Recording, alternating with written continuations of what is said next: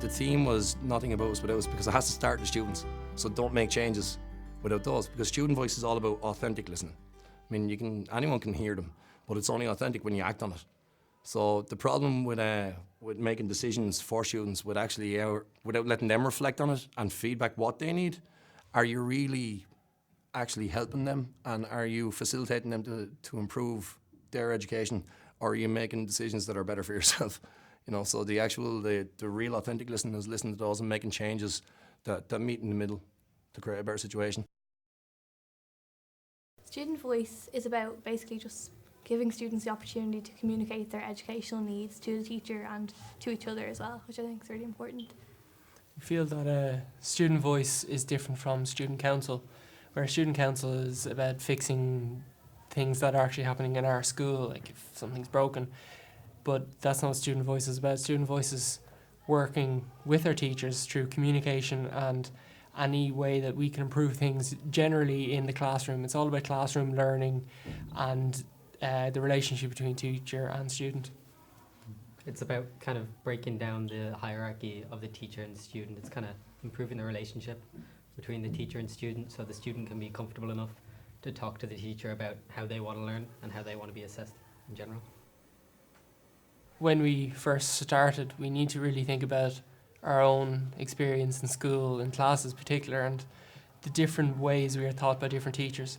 Obviously, different subjects are taught in different ways. The way you teach maths would be quite different to the way you teach art, obviously. So it was really analysing that and knowing the difference and why some things work and some things don't for us personally. So it started off with asking questions about ourselves before we asked any questions about the system. It was all about ourselves first, and then we could move on. It's about your feelings, isn't it?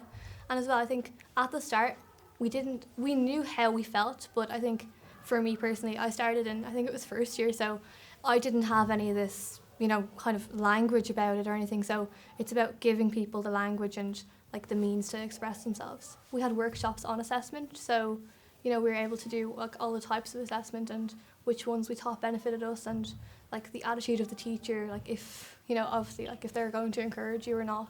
And when it comes to vocabulary and how we voice our opinions, obviously we were chosen because we are capable, the people in the group, of voicing our opinions and saying what we want to say. And I suppose it was just fine-tuning that so we could do it properly and use obviously the correct vocabulary and know how to say what we want to say. And that was just kind of fine-tuning for a lot of the people in the programme itself, just kind of working out the finer details and how to express ourselves. And we did a workshop with our first years to get them to open up to that idea as well. And it kind of just included like activities and games to get them to tell us exactly how they feel, and like website games that they can put in their answers, and it goes up on the big board and everyone can see what the majority of people think about how they want to be assessed and stuff.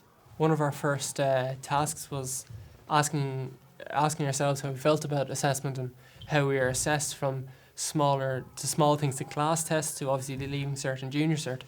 And we all had opinions on it, of course, and a lot of people had improvements they'd like to make and changes they'd like to make.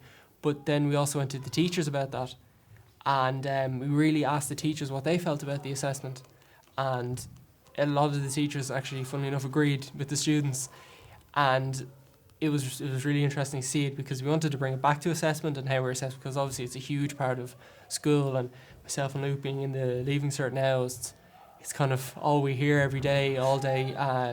So yeah, we really wanted to see how we felt about it, and if we could change something, what would we change and how do we change it. But we, at the same time, we didn't want to completely just give out about assessment.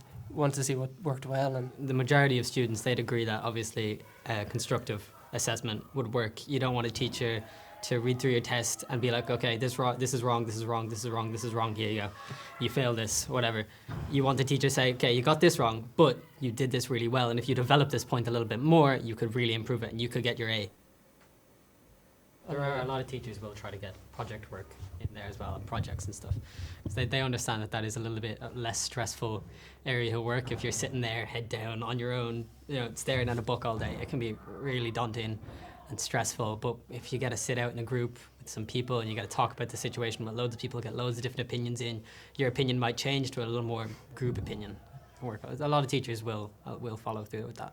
A lot of the time when you work in groups, it gives you the different sides of an argument or a topic, and I think when you're in a group, if you're in a group of four, you have the collective knowledge of the four people there to work out a problem or answer a question, and you might not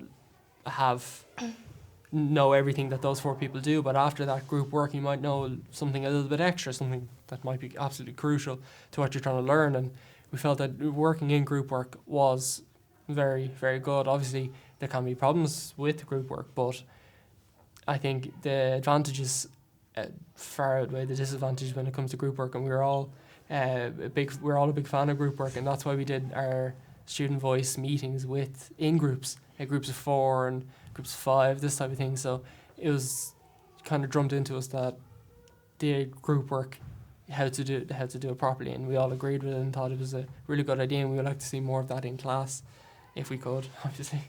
I said to my maths teacher about group work, and she implemented it with exam papers. So obviously, I'm not trying to say some people are smart, but obviously there are people that have different abilities, and she would put people that are stronger at maths in some groups and then people that are a little bit weaker.